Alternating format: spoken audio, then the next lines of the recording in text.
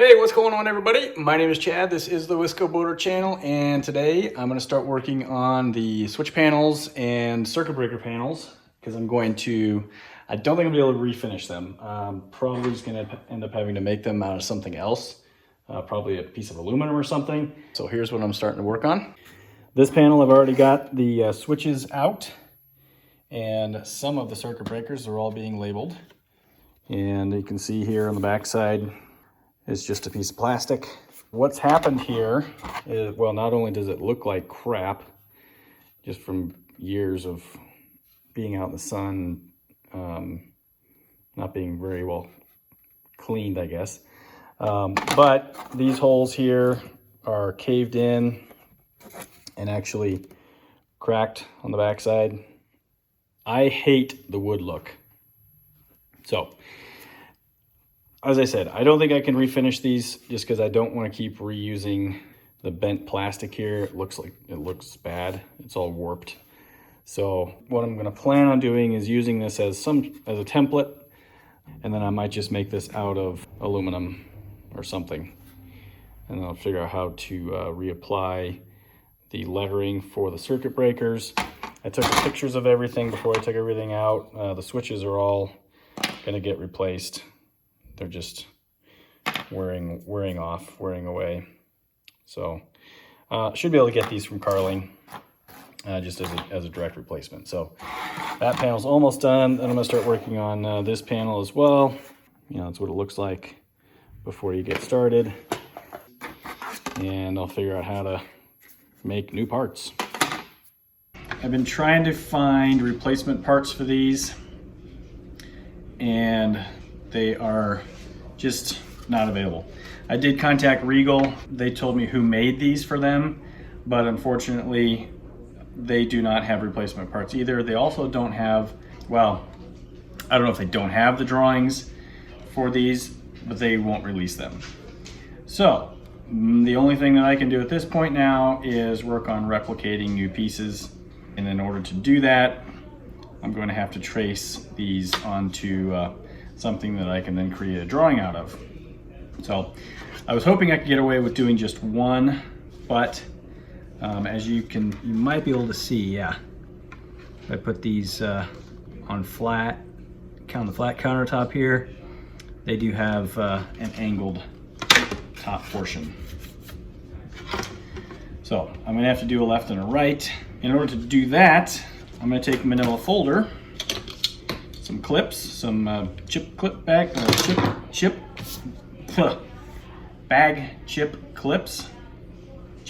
clips, whatever they're called, I don't know. So I'm gonna take this, use the manila folder to bend it to the correct shape of the panel. I'm gonna clip each of the 4 sides. Well, actually, there's technically 6 sides since there's a bend, but I'm just gonna clip it on the edges here. And then I'm going to trace around the outside. I'm gonna trace the switch locations, and then I'm just gonna put a little dot in the location of each circuit breaker. And then once that's done, then I'll be able to take that bent manila folder, lay it flat, make all kinds of measurements, take those and put them into a CAD drawing. That's the plan. Hopefully, this works. I don't know why it wouldn't work.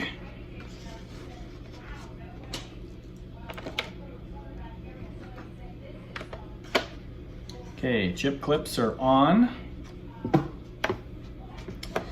Now, I just simply need to draw, and I'll connect the lines after I'm done.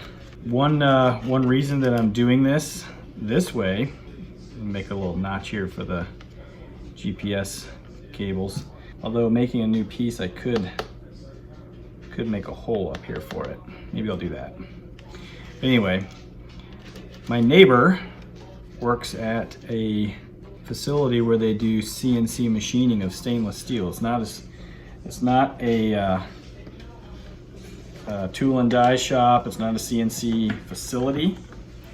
but they do have CNC equipment for the products that they make, and I will be able to use his services for cutting out, or CNC machining, CNC cutting new panels out of some satin stainless steel. All right, clip it like that, lay this down. Now I have a template for the new panel.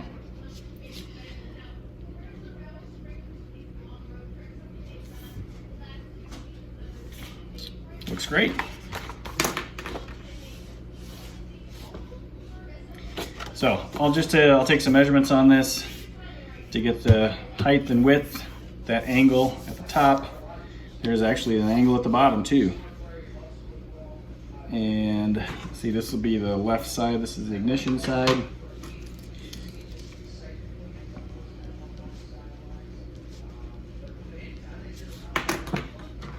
Got the ignition switch cut out down here.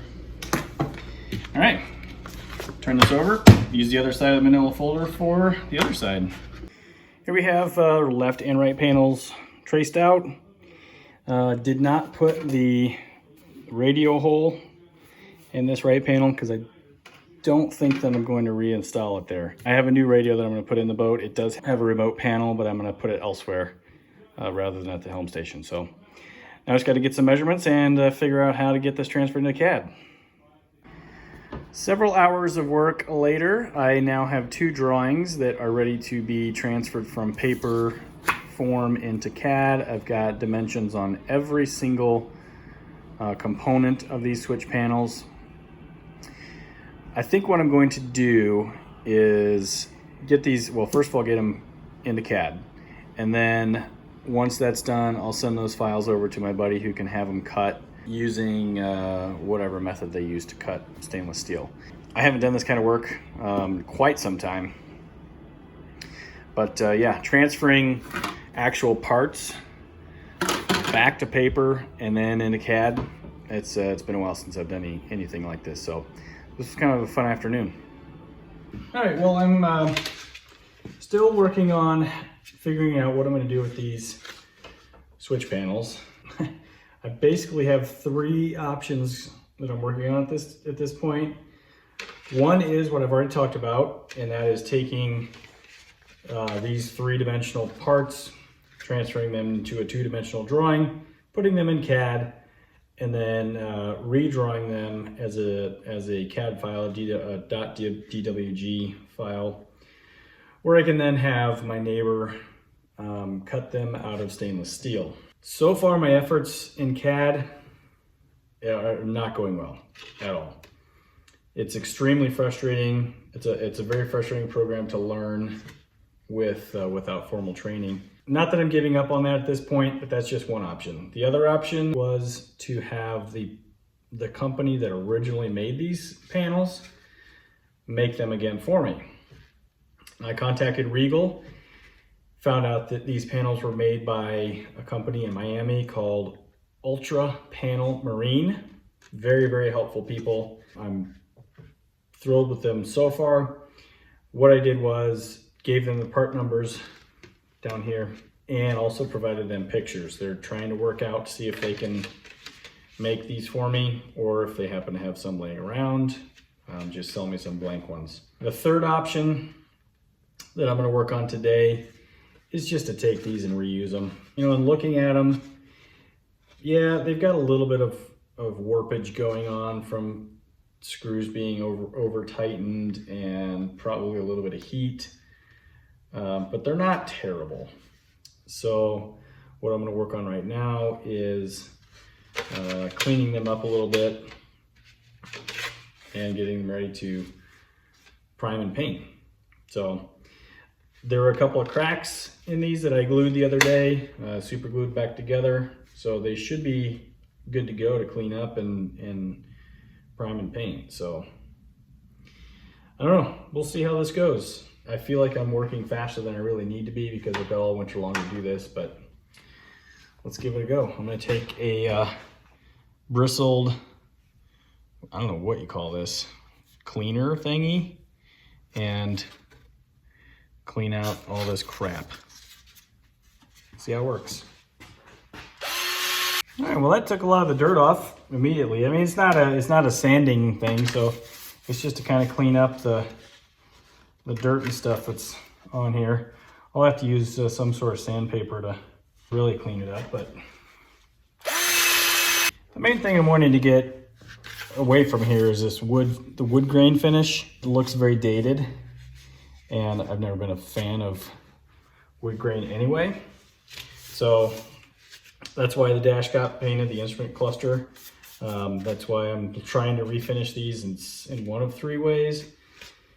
And that's why the steering wheel is going to get replaced as well with a more modern looking steering wheel. I just think that wood grain looks very dated and honestly cheap.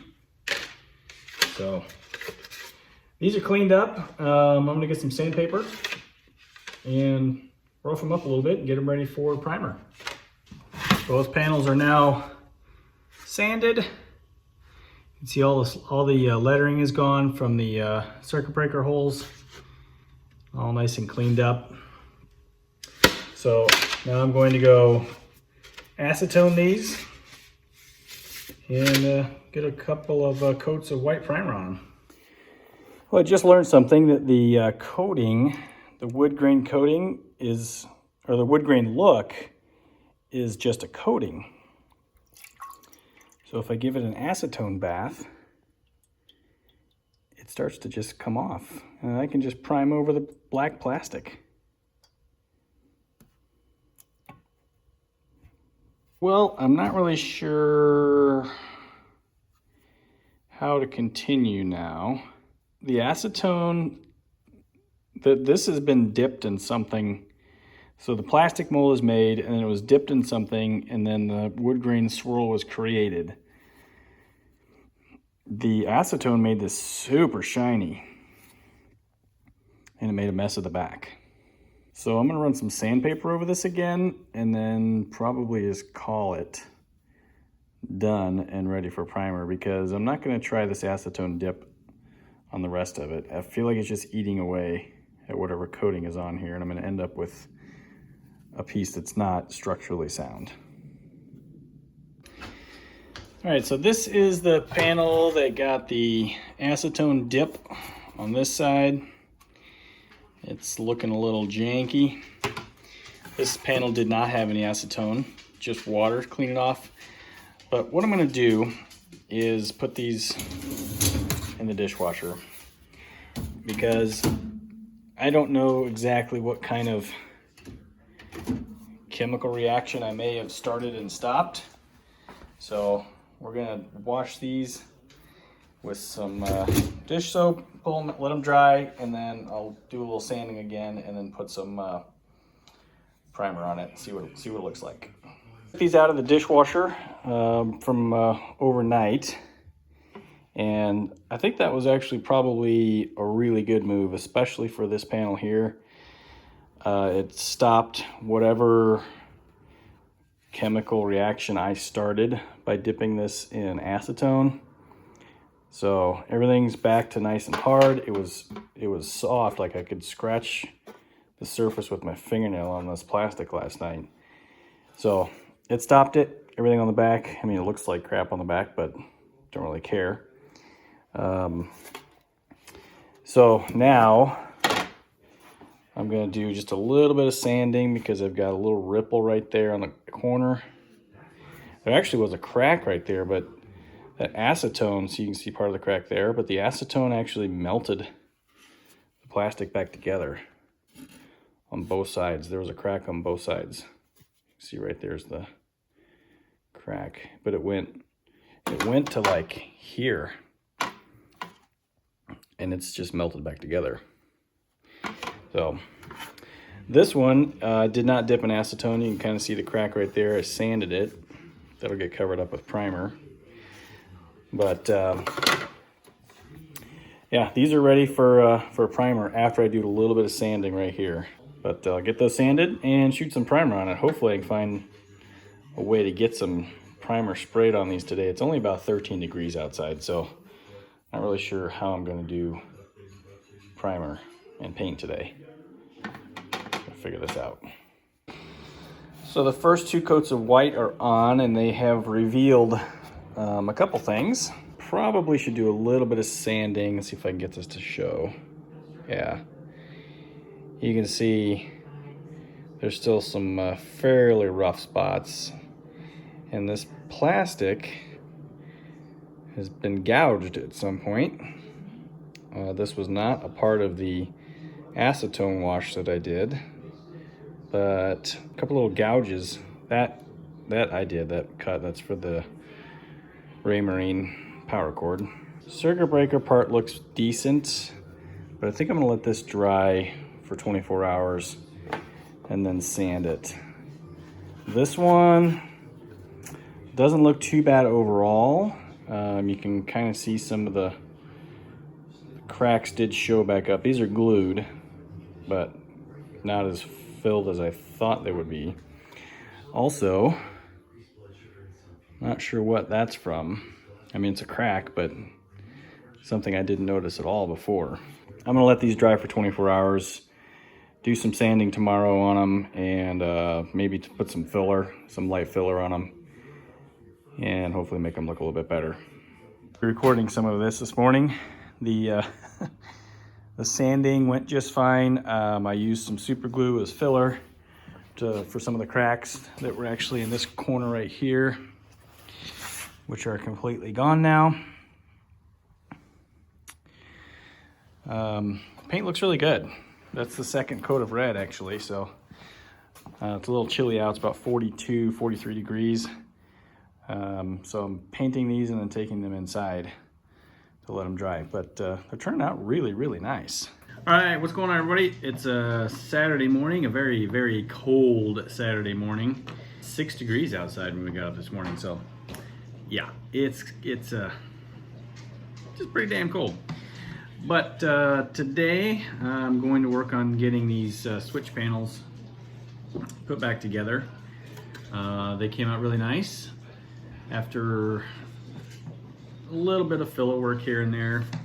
I'm really happy with both of these. So I'm going to get the circuit breakers put back in these holes here in the correct order using pictures that I took before I tore it all apart. And I also got my order from Great Lakes Skipper. They're in Racine, Wisconsin. And great supply of stuff. They don't support my channel or anything, but I think they're one of the better places to get parts. And what I ordered from them this time was new switch covers. So I don't know if I showed these in previous videos or not, but you can see the switches. That's supposed to be a windlass. Now my boat doesn't have a windlass, but I'd like to put one in, so I'm gonna keep the switch and put a new cover on it. But they're wearing away. That one's not terrible. That's not terrible either, but they are starting to turn gray. One of these, yeah, here's the bilge pump. You can't even read it anymore. So I ordered new switch covers for all 10 switches. I'm not going to show, I don't need to show all of them, but brand new switch covers. So the first thing I'm going to do today is take all these switch covers off, replace them with the new ones, clean the switches up a little bit because they're a little dirty on the underside. That just pops off, and then I clean up the underside, and then I'll drop the switches back in place as well. So I am going to start the winter project, the Bosun 11 here in the next couple of weeks as well. Just wanted to get these switch panels done and then ready to go back up Sturgeon Bay before I started that. So I'll show you how to take one of these off and put one on, and then I'll just skip to the end. All right, so I'm gonna take the switch cover off of the blower switch here. And it's really pretty easy to do. You just pry up one side, just pop off one side, Pop off the other side. This side actually has one side broken. I don't know if I can show this or not. The tang on that side is only half there. You see this side, that's the tang that keeps the switch in place, the cover in place. That side's broken. So, old cover off, and these are pretty gross and dirty underneath. So, get these all cleaned up. I'm using toothpicks to kind of just get into some of these tight spots here, free up the dirt, and then a paper towel to wipe it off the rest of the way. All right, moist paper towel. Well, not worried about getting it super clean, but the main thing is I want the bulb to be nice and clear and clean again. And let's see, that was the was that the blower? What one was that? So we got the new blower cover switch cover here. The window on the switch here will go over the bulb. So you see it's got a post. Post just slides back in there, and you snick it down. So that's the new blower switch. Well, that's the new blower switch cover anyway. So I'm going to replace all these, and with the exception of the horn cover, the horn switch, that is going to get replaced, but for some reason the horn cover switch was not with the order, so I did call Great Lakes Skipper this morning. Great customer service. They've got a new horn cover, switch cover on the way as of today, so should be here Monday. Panels are put back together and they look fantastic.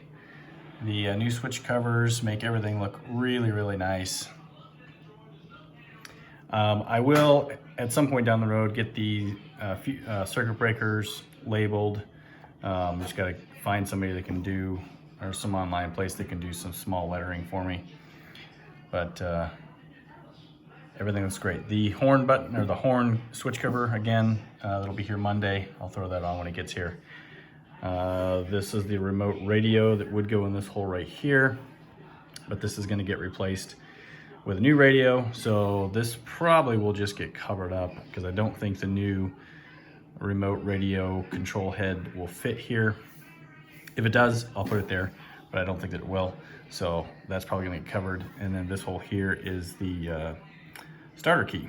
This looks really, really nice. Here's a before and after.